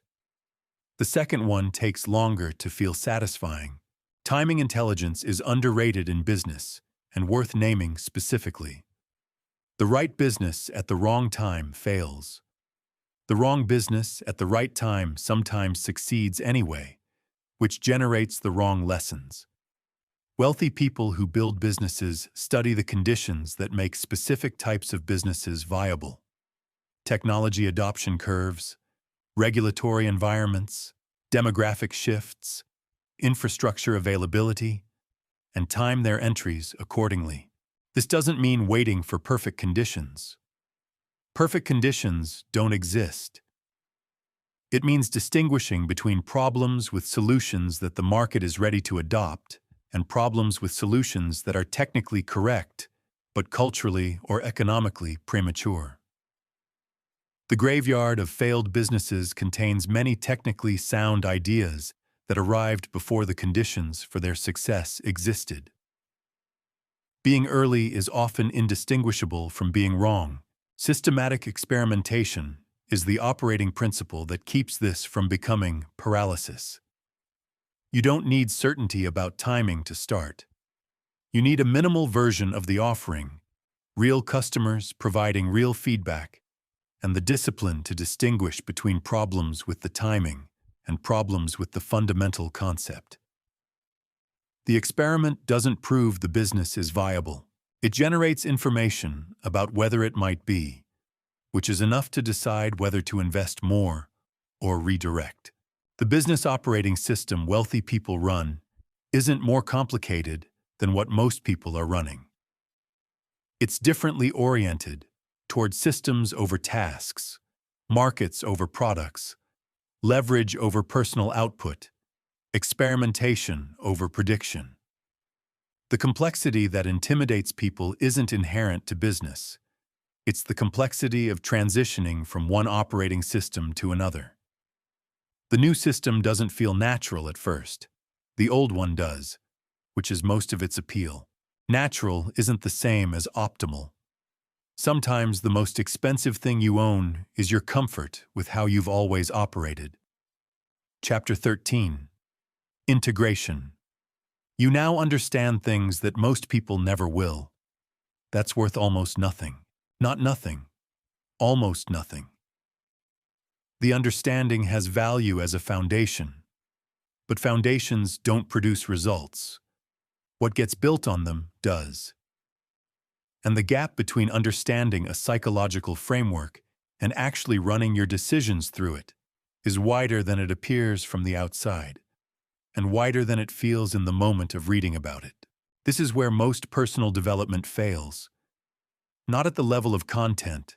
The frameworks in this book are sound. The research behind them is real. The patterns they describe are observable in actual wealthy people. It fails at the level of installation.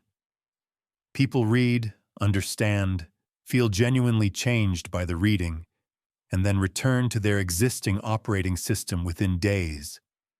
Not because they're weak or uncommitted, but because existing systems have inertia. They're practiced. They're automatic.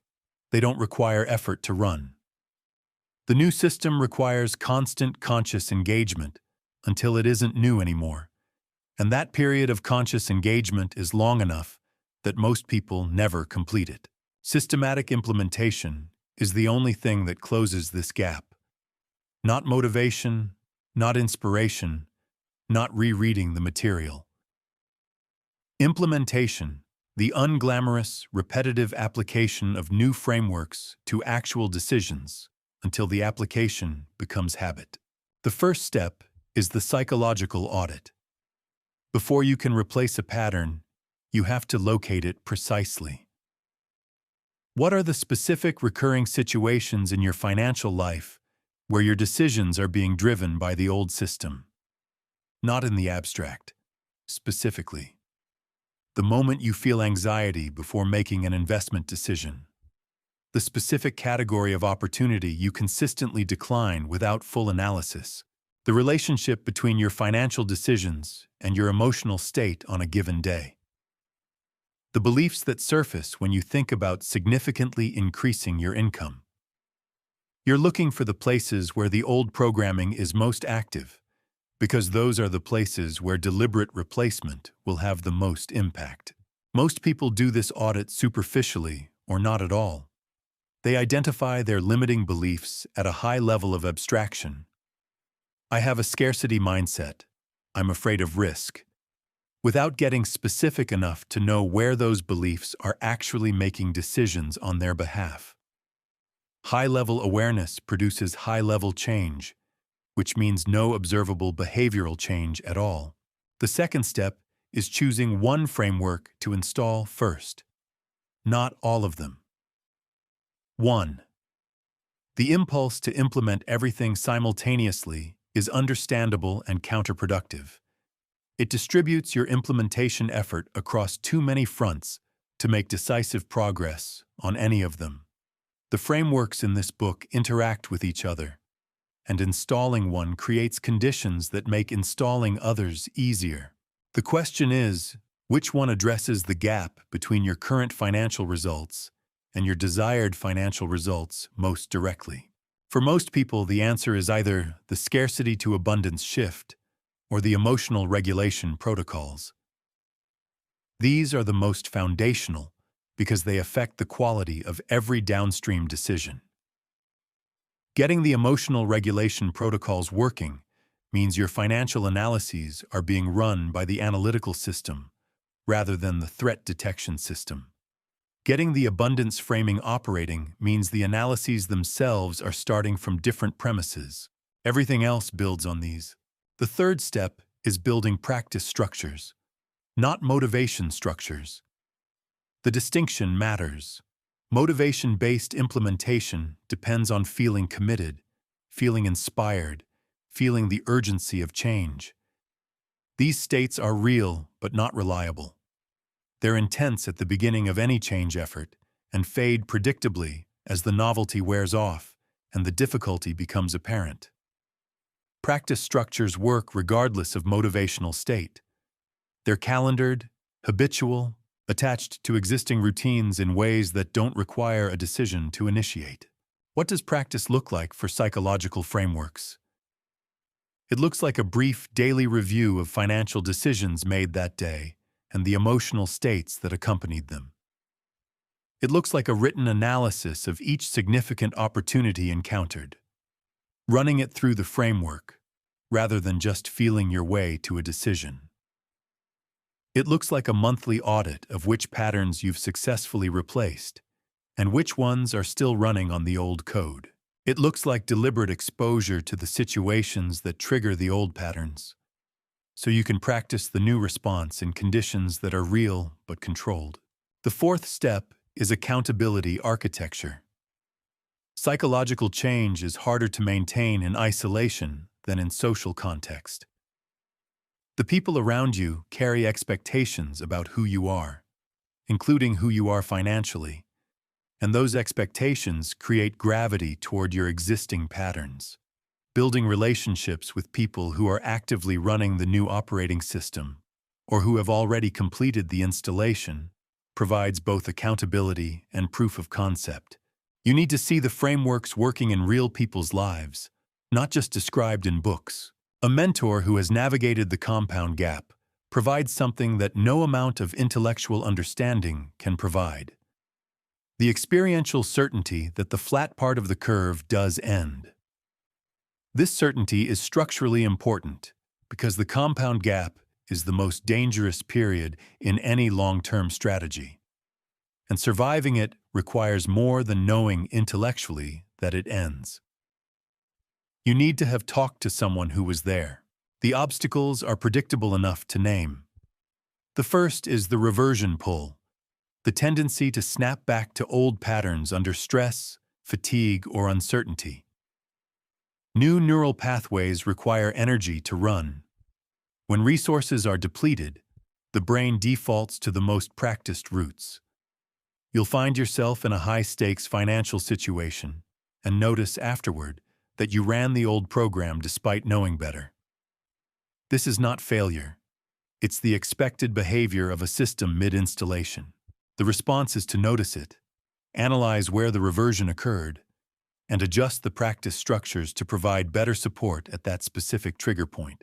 The second obstacle is the feedback delay. You change the operating system. You make better decisions. Nothing visible changes for months.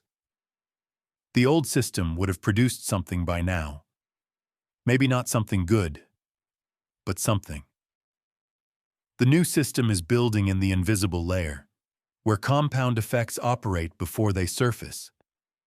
Sustaining practice through this period requires either a support structure, a deep understanding of why the delay is expected, or both. The third obstacle is the identity resistance. Some of these frameworks require becoming someone slightly different from who you've been. Someone who thinks about risk differently, relates to failure differently, builds relationships differently, allocates time differently. Identity change is uncomfortable in a specific way that doesn't respond to rational argument.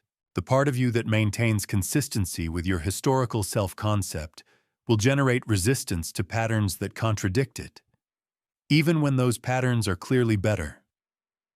This resistance isn't a sign that the change is wrong. It's a sign that it's real. The integration of these frameworks doesn't produce a transformed person in any dramatic sense. It produces a person who makes incrementally better financial decisions, consistently, over years, and who understands that incrementally better decisions, applied consistently over years, produce outcomes that eventually look dramatic from the outside. That's the whole mechanism. There's no shortcut inside it. The frameworks are installed.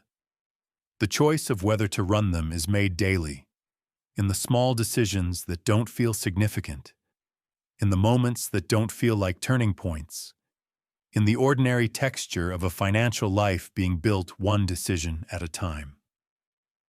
That's where wealth actually gets constructed, not in the dramatic moments, in the ordinary ones handled differently. This isn't a transformation. Not yet. What you have right now is a map. Maps are useful. They show you where things are, how systems connect, what terrain lies between where you are and where you're going. But a map and the journey are different things. You can hold a map your entire life without covering a mile of the territory it describes. The frameworks in this book are accurate. They describe how wealth is actually built, not the mythology of it, not the highlight reel, but the psychological architecture underneath the results. The scarcity loop is real. The compound blind spot is real. The emotional interference in financial decisions is real and measurable. The leverage asymmetry between people who build systems and people who trade time is real and widening. Knowing this changes your map. It does not yet change your terrain. The terrain changes through decisions. Small ones mostly. The kind that don't feel like they matter, that don't announce themselves as pivotal, that produce no immediate feedback confirming you made the right call. The decision to run the analysis before the emotion. The decision to hold the position through the volatility. The decision to invest in the relationship before you need anything from it.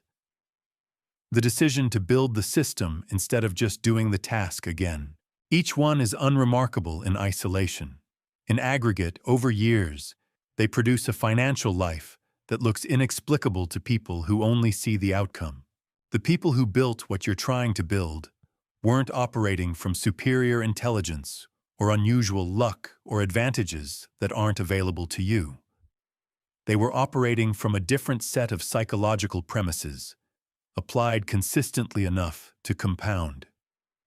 That's the complete explanation. It's less satisfying than a more dramatic story and more actionable. You have the premises now. The consistency is yours to build. Start with one decision. The next financial decision you face, run it through a framework rather than a feeling.